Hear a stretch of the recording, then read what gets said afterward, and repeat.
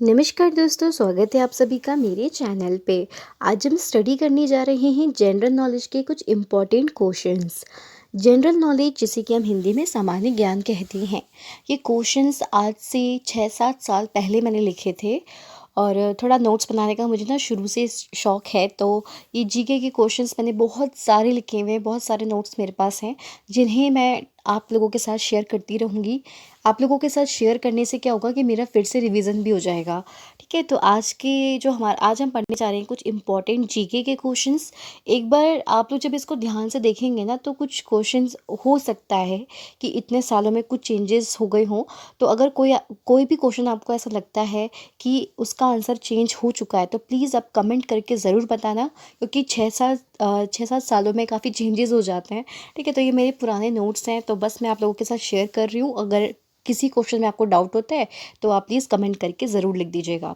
चलिए स्टार्ट करते हैं। हम पहला क्वेश्चन है हमारा कि विश्व का सबसे बड़ा द्वीप कौन सा है। तो देखिए, विश्व मतलब क्या होता है, वर्ल्ड। द्वीप मतलब क्या होता है, आइलैंड। ठीक है, तो विश्व का सबसे बड़ा आइलैंड यानी कि द्वीप कौन सा है, तो सबसे बड़ा आइलैंड है हमारा ग्रीनलैंड। उसके बाद कौन से, न्यूगिनी, फिर है ब्रोनियो। मैं आप लोगों को इंग्लिश भी बताती जाती हूँ साथ साथ में, हिंदी के साथ साथ, क्योंकि हो सकता है कि बहुत से इंग्लिश मीडियम के स्टूडेंट्स हो और उनको कन्फ्यूज़न हो जाती है कुछ कुछ वर्ड्स में कि इसका मीनिंग क्या है। तो जो भी वर्ड्स होंगे जो मुझे आएंगे इंग्लिश में, तो मैं आपको बता दूंगी, ठीक है, ताकि आप लोगों को प्रॉब्लम ना हो। फिर नेक्स्ट क्वेश्चन है कि किस देश की मुद्रा का नाम तुगरिक है। तो मंगोल देश, उसकी मुद्रा का नाम तुगरिक है। फिर है किस देश की राजधानी का नाम प्योंगयांग है। तो उत्तरी कोरिया की राजधानी का नाम प्योंगयांग। फिर है किसकी राजधानी खार्तून है। तो सूडान देश की राजधानी खार्तून है। फिर है विश्व की सबसे बड़ी राजधानी कौन सी है और किस देश की है। तो सबसे पहले हम जान लेते हैं कौन सा वो देश है, वो है बोलीविया। तो बोलीविया देश की राजधानी क्या है, सुक्रेला पाज, और ये पूरे विश्व की सबसे बड़ी राजधानी है। नेक्स्ट क्वेश्चन है हमारा, राबरात उस देश की राजधानी है जहाँ से इब्न बतूता आया था। तो इब्न बतूता जो आया था वो मोरक्को से आया था, और मोरक्को की राजधानी है राबरात। और ये कब आया था, ये 1333 में आया था मोरक्को से। फिर है लिस्बन किस देश की राजधानी है। तो पुर्तगाली देश की राजधानी है। फिर है पुर्तगाली देश की राजधानी है लिस्बन। फिर है सबसे अधिक प्रोटीन किस में पाया जाता है। तो सबसे अधिक प्रोटीन हमारा सोयाबीन में पाया जाता है, 42%। फिर नेक्स्ट क्वेश्चन है हमारा कि संसार की सबसे गहरी गर्त कौन सी है, यानी कि सबसे गहरी गर्त मतलब होता है डिच, खाई। गहरी पूछ रहा है, काफ़ी डीप, यानी कि सबसे पूरे वर्ल्ड की सबसे डीप डिच कौन सी है, खाई कौन सी है, और ये किस महासागर में है और किस द्वीप के पास है, कितने मीटर गहरी है। तो सबसे पहला क्वेश्चन क्या है कि संसार की सबसे गहरी गर्त कौन सी है। तो हमारी मैरियाना गर्त जो है सबसे गहरी है। दूसरा क्वेश्चन था ये किस महासागर में, तो ये प्रशांत महासागर में है। फिर ये किस द्वीप के पास में है, तो ये एशिया जो हमारा कॉन्टिनेंट है उसके पूर्वी भाग में है, और उत्तरी व दक्षिणी अमेरिका यानी कि नॉर्थ अमेरिका और साउथ अमेरिका के पश्चिमी भाग के बीच में है। ठीक है, कौन सा, ये प्रशांत महासागर। ठीक है, और उसी में क्या है, हमारी मैरियाना गर्त है। इस गर्त की जो गहराई है वो कितनी है, 11,033 मीटर गहराई है। आई रिपीट, सबसे गहरी गर्त कौन सी है, मैरियाना गर्त है, और ये प्रशांत महासागर में यानी कि पैसिफिक ओशियन में है। और पैसिफिक ओशियन क्या है, सबसे बड़ा ओशियन है। ये जो पैसिफिक ओशियन है, ये हमारा जो कॉन्टिनेंट है एशिया कॉन्टिनेंट, तो उसके ईस्टर्न साइड में यानी कि पूर्वी भाग में है, और उत्तरी और दक्षिणी अमेरिका यानी कि नॉर्थ और साउथ अमेरिका जो है उसके पश्चिमी भाग में है। ठीक है, क्या चीज़, हमारा प्रशांत महासागर। और इसी प्रशांत महासागर में हमारी विश्व की सबसे गहरी गर्त यानी कि खाई कौन सी है, मैरियाना गर्त है। इसकी गहराई कितनी है, 11,033 मीटर है। फिर नेक्स्ट क्वेश्चन हमारा आता है,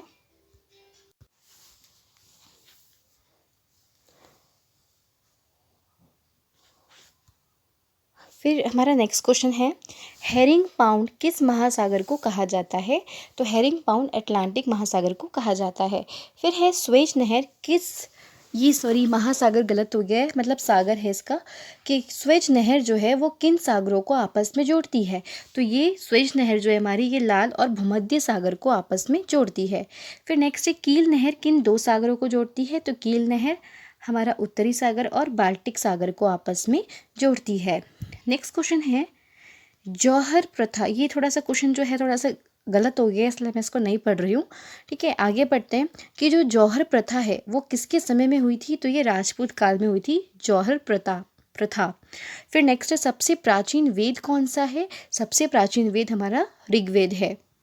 नेक्स्ट क्वेश्चन है कि भारत में राज्य पुनर्गठन आयोग के आधार पर राज्यों का पुनर्गठन किया गया, तो कब किया गया था, 1956 में। फिर नेक्स्ट क्वेश्चन है कि श्रीमद् भगवद गीता मूलतः किस भाषा में लिखी गई थी, तो ये संस्कृत भाषा में लिखी गई थी। नेक्स्ट क्वेश्चन है कि प्रथम अणुबम विस्फोट किस नगर में किया गया था, तो ये 6 अगस्त 1945 हिरोशिमा जापान में किया गया था। फिर है प्लासी का युद्ध लड़ा गया था 1757 में, सिराजुद्दौला और अंग्रेजों के बीच में लड़ा गया था।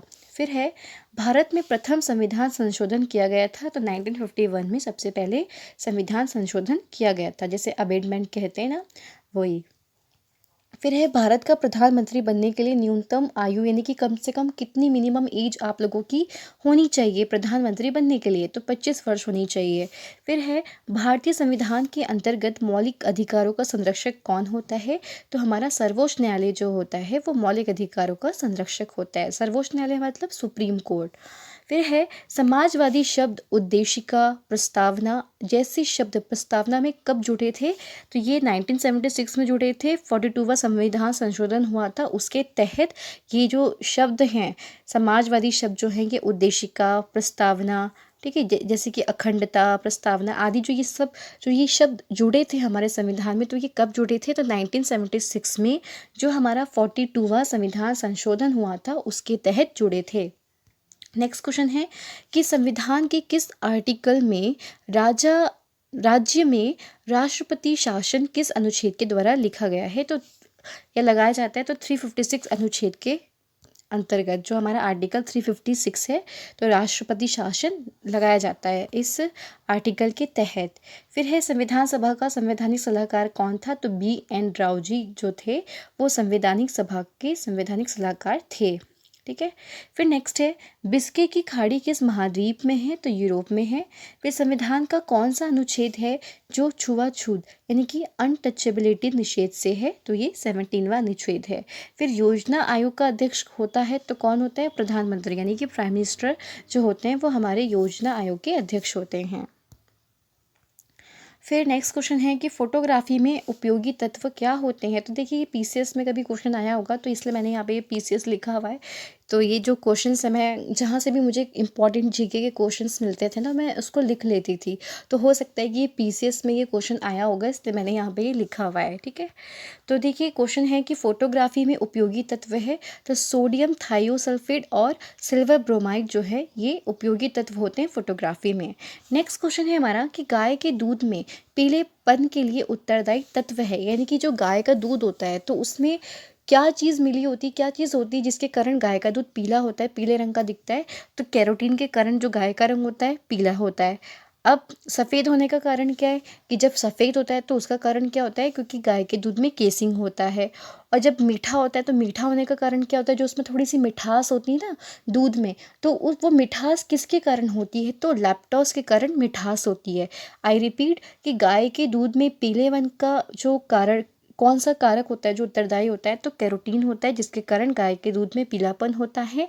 सफ़ेद होने का कारण क्या होता है, केसिंग होता है। और जो शक्कर यानी कि जो मीठा मीठा ऐसा लगता है ना हमें दूध पीने में, तो वो किसकी उपस्थिति के कारण होता है, तो लैक्टोज की उपस्थिति के कारण शर्करा मतलब मीठा लगता है हमें दूध। ठीक है, फिर नेक्स्ट है प्राकृतिक रबड़ का बहुलक क्या है, तो आइसोप्रीन है। फिर है अस्त यानी कि सनसेट होते समय सूर्य लाल क्यों दिखाई देता है, आपने देखा होगा कि जब सनसेट होता है तो उस टाइम पे हमें रेड रेड सा हमें बादल दिखता है ना, सन के आसपास बिल्कुल रेड सा दिखता है, तो किसके कारण होता है, प्रकीर्णन के कारण।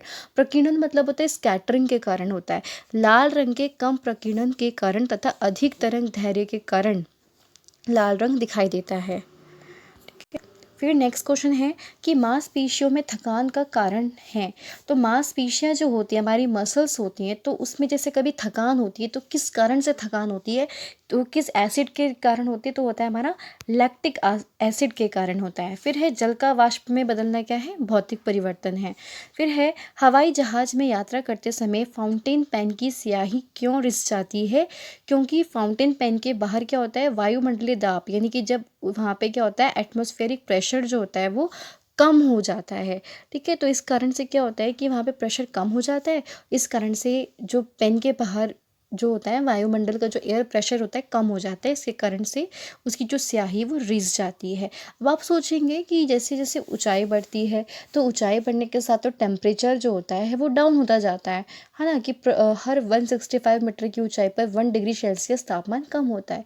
लेकिन आप याद रखिएगा कि जैसे हमारे हवाई जहाज़ होते हैं, तो ये हमारी स्ट्रेटोस्फेयर जो हमारी हवा की जो लेयर होती है स्ट्रेटोस्फेयर, तो वहाँ पे उड़ते हैं, और उसी साइड पे क्या होती है, हमारी ओजोन गैस भी होती है जो क्या करती है, सूर्य से निकलने वाली पराबैंगनी किरणों को, यानी कि जो अल्ट्रा वायलेट रेज होती है उसको वो एब्जॉर्प्शन भी करती है, इसकी वजह से भी वहाँ पे हीट होती है। ठीक है, तो इसलिए एयर का प्रेशर जो होता है वहाँ पे थोड़ा सा कम होता है। ठीक है, तो अब देखिए, जब भी आप एक चीज़ याद रखिएगा, वैसे ये अलग टॉपिक पे हम जा रहे हैं, लेकिन याद रखिएगा जब भी टेम्परेचर ज़्यादा होगा तो एयर का प्रेशर कम होगा, और जब भी ठंड होगी, ठीक है, तो एयर का प्रेशर क्या होगा, मतलब कि जब तापमान हमारा टेम्परेचर कम होगा तो हमारा प्रेशर ज़्यादा होता है। इसके बारे में हम डिस्कशन बाद में करेंगे। ठीक है, लेकिन इसका यही कारण होता है। फिर होता है कि पहाड़ों में रबर की बॉल जो होती है वो मैदानी भागों की अपेक्षा ज़्यादा उछलती है, क्योंकि वायुमंडलीय दाब कम हो जाता है। फिर नेक्स्ट है, कोई विधेयक धन विधेयक है, इस बात की पुष्टि कौन करता है, तो लोकसभा का अध्यक्ष होता है, वो इस बात की पुष्टि करता है कि कोई भी विधेयक यानी कि जो बिल है वो धन विधेयक है, तो इस बात की पुष्टि करता है लोकसभा का अध्यक्ष। फिर है अभी हिस्ट्री का कुछ क्वेश्चन आ गए हैं, बीच बीच से क्वेश्चन आ रखे हैं, ऐसा नहीं है कि आप लोगों के लिए बिल्कुल सीक्वेंस से मैंने कर रखे हैं, जो सही लग रहे थे क्वेश्चंस इंपॉर्टेंट लग रहे थे तो मैंने उन्हीं को बीच बीच में करके कैप्चर किया है। ठीक है, चलिए फिर ये क्वेश्चन है कि मोहनजोदड़ो, भोगवा, नन ऑफ दिस, ये एक हमें ऑप्शन दे रखे हैं, इसमें पूछा है हमसे कि उपर्युक्त स्थलों में से हड़प्पा में कांस्य नर्तकी की मूर्ति कहाँ से प्राप्त हुई थी, तो कांस्य की नर्तकी हमें की मूर्ति जो हमें प्राप्त हुई थी वो हुई थी मोहनजोदड़ो से। फिर सिंधु घाटी सभ्यता को किस नाम से पुकारते हैं या जानते हैं, तो उसको हड़प्पा सभ्यता के नाम से भी जानते हैं। फिर नेक्स्ट क्वेश्चन है, उपयुक्त में से, यानी कि जो भी आपको ऊपर ऑप्शन दिए थे मोहनजोदड़ो करके, ऑप्शन कहते हैं हमारे मोहनजोदड़ो, भोगवा, ऐसे ये हमारे ऑप्शन थे, तो है कि उपयुक्त में से कौन सा समुद्री पतन या बंदरगाह रहा होगा, तो भोगवा रहा होगा। फिर किसको मृतकों का टीला कहते हैं, तो मोहनजोदड़ो को मृतकों का टीला कहते हैं। आर्य भारत में सबसे पहले कहाँ पे आकर बसे थे, तो सप्त सिंधु प्रदेश में आकर बसे थे। फिर है ये आपको ऑप्शन दे हैं कि ब्रह्मपुत्र, सुरकोटदा, सप्त सिंधु प्रदेश, मेसोपोटामिया, तो उपयुक्त में से घोड़े की अस्थियां कहाँ से प्राप्त हुई थी, तो सुरकोटदा से हमें घोड़ों की अस्थियां प्राप्त हुई थी। याद रखिएगा कि घोड़ों की अस्थियां कहाँ से प्राप्त हुई थी, तो सुरकोटदा से हुई थी। चावल के साक्ष्य हमें प्राप्त हुए थे रंगपुर से। चौथी बौद्ध संगीति का आयोजन किसके काल में हुआ था, तो उस समय कनिष्क के काल में हुआ था। फिर ये कुछ ऑप्शन दे रखे हैं, अजातशत्रु, कनिष्क, अशोक और कालासुग, तो इनमें से कौन हर्यक वंश से संबंधित है, तो ये अजातशत्रु हैं जो कि हर्यक वंश से संबंधित है। ये आपको राइटिंग थोड़ी सी अलग भी लग रही होगी क्योंकि ये मेरी नहीं है, ये मेरी मम्मी की है। फिर है उपयुक्त में से कौन मौर्य वंश से संबंधित है, तो अशोक जो है वो मौर्य वंश से संबंधित है। फिर है उपयुक्त में से कौन कुषाण वंश से संबंधित है, तो कनिष्क हैं जो कि कुषाण वंश से संबंधित है। फिर है भारत में किसने मनसबदारी प्रथा शुरू की थी, तो अकबर ने शुरू की थी। फिर ये आपके पास ऑप्शन है कि बाबर, अकबर, हुमायूं, जहांगीर। ठीक है, तो उपयुक्त में से किसके समय में टॉम कॉमी राइट भारत आया था, तो ये जहांगीर के समय में आए थे। फिर उपयुक्त में से किसका समय चित्रकला का स्वर्ण युग कहलाता है, तो जहांगीर का काल कहलाता है स्वर्ण युग। फिर उपयुक्त में से किसको शेख बाबा कहते थे, जहांगीर को कहते थे। फिर है किसे कलम और तलवार का सिपाही कहते हैं, तो बाबर को। फिर उपयुक्त में से कौन न्याय की जंजीर से संबंधित है, तो जहांगीर। फिर किसकी आत्मकथा गुलबदन ने लिखी थी, तो हुमायूं की आत्मकथा उनकी बहन गुलबदन ने लिखी थी। फिर उपयुक्त में से किसकी बहन गुलबदन है, तो हुमायूं की बहन है गुलबदन। फिर उपयुक्त में से कौन 13 साल 4 महीने की उम्र में गद्दी पर बैठा था, तो अकबर बैठे थे। बहुत ही इंपॉर्टेंट क्वेश्चन है ये। फिर नेक्स्ट है कि आपके पास एग्जाम्पल है, सॉरी ऑप्शंस हैं, पुर्तगाली, फ्रांसीसी, अंग्रेज, डच, उपयुक्त में से कोई नहीं। ठीक है, तो ये आपके पास ऑप्शन है जिससे रिलेटेड आपके क्वेश्चंस पूछे गए हैं, आपको बताना है क्या है इसका आंसर। भारत में सर्वप्रथम कौन से यूरोपीय व्यापारी आए थे, तो पुर्तगाली आए थे। फिर सबसे अंत में कौन से सबसे अंत में आने वाली कंपनी कौन सी थी, फ्रांसीसी थी। फिर उपयुक्त में से 1664 में कौन सी कंपनी थी भारत आई थी, तो फ्रांसीसी आई थी। उपयुक्त में से हॉलैंड वाले कौन थे, तो डच थे। उपयुक्त में से कौन रेड ड्रैगन नामक जहाज से आए थे, तो अंग्रेज आए थे।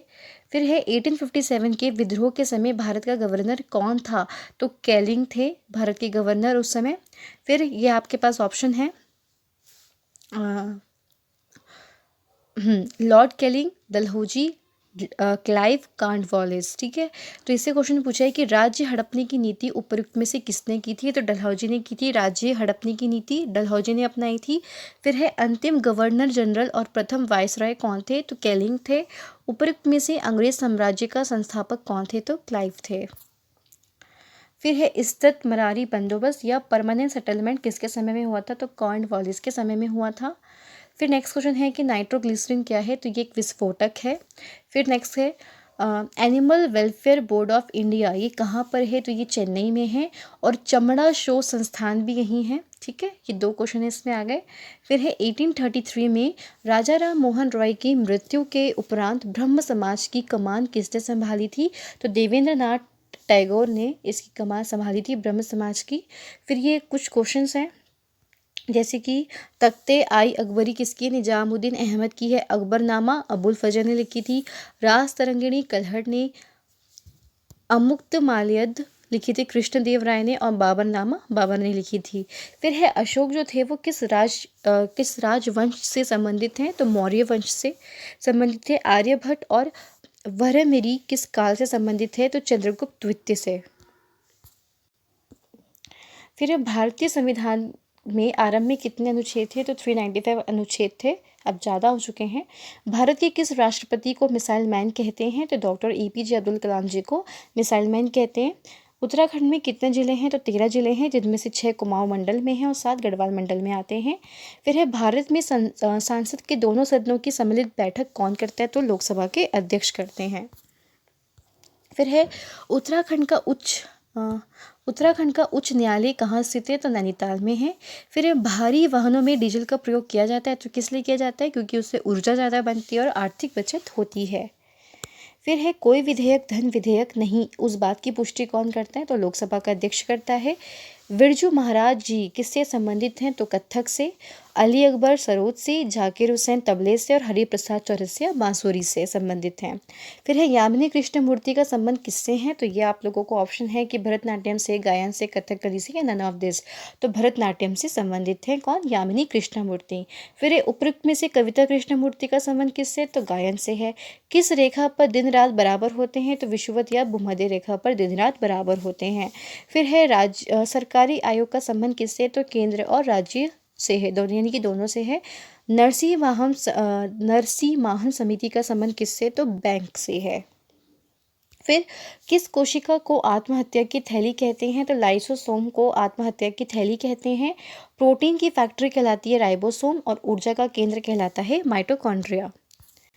फिर है भारत में मुख्य चुनाव आयुक्त की नियुक्ति कौन करता है, तो राष्ट्रपति करते हैं। फिर किस अनुच्छेद में भाषण और अभिव्यक्ति की स्वतंत्रता है, तो आर्टिकल 19(1) में, और यह प्रेस की स्वतंत्रता से भी संबंधित है। फिर सुप्रीम कोर्ट में कोई भी कार्य किस भाषा में किया जाता है, तो अंग्रेजी में यानी कि इंग्लिश में किया जाता है। कोई भी काम होता है सुप्रीम कोर्ट में तो वो इंग्लिश में करते हैं। ठीक है, भारत की संविधान सभा निर्मात्री सभा की अध्यक्ष कौन थे, राजेंद्र प्रसाद। पंचायत चुनाव कब होते हैं, तो 5 वर्ष में होते हैं। फिर है मनुष्य का औसत रक्तचाप क्या होता है, तो 120/80 जो होता है। फिर है जल में आसानी से घुलनशील क्या है, विटामिन C और विटामिन B। ये PCS में आपका क्वेश्चन आया था पहले। फिर है EEG क्या है, तो इलेक्ट्रोएन्सेफेलोग्राम। ये मस्तिष्क से संबंधित है और इसकी फुल फॉर्म क्या है, इलेक्ट्रोएन्सेफेलोग्राम इसकी एब्रीवेशन है, फुल फॉर्म है। फिर ईसीजी क्या है, इलेक्ट्रोकार्डियोग्राफी, हमारे हार्ट से संबंधित है। सीटी स्कैन क्या है, कंप्यूटेड टोमोग्राफी। एमआरआई क्या होती है, मैग्नेटिक रिकॉनेंस इमेज, पूरी बॉडी का होता है ये। एलिसा जो है एड्स परीक्षण है, जिसे कि वेस्टर्न ब्लॉट टेस्ट भी कहते हैं। फिर विडाल जो है टाइफाइड है, इसमें आंत्रशोधी म्यादी बुखार जो है इससे मापा जाता है, जो भी है ये सब उसके टेस्ट हैं। फिर भारत का मसालों का बगीचा किसको कहते हैं, केरल को कहते हैं। यहाँ शांति क्षेत्र भी स्थापित है, जबकि सिलिकॉन वैली जो है वो कर्नाटक में है। और ये कहाँ है, कर्नाटक इंडिया में। फिर है विश्व में सिलिकॉन वैली कहाँ है, पूरे विश्व की पूछ रहा है, तो जब विश्व की पूछेगा तो कैलिफोर्निया यूएसए में है, और इंडिया की पूछेगा तो इंडिया की कर्नाटका में है। ठीक है। फिर है केरल का पहला नाम क्या था, तिरुवनंतपुरम था और त्रिवेंद्रम था। ठीक है, केरल का पहले नाम। केरल भारत में सबसे अधिक साक्षरता वाला राज्य है, और केरल में कासरगोड़ा नारियल अनुसंधान स्थित है। तो ये थे हमारे आज के, हमने बहुत सारे क्वेश्चंस हैं जिसके बारे में पढ़ लिया है। तो आज के लिए इतना ही, फिर हम मिलते हैं नेक्स्ट वीडियो में एक न्यू टॉपिक के साथ। तब तक के लिए धन्यवाद, और चैनल को लाइक एंड सब्सक्राइब कर दीजिएगा। इसे और भी बच्चों के साथ प्लीज़ आप शेयर करिएगा। Thank you so much, bye bye.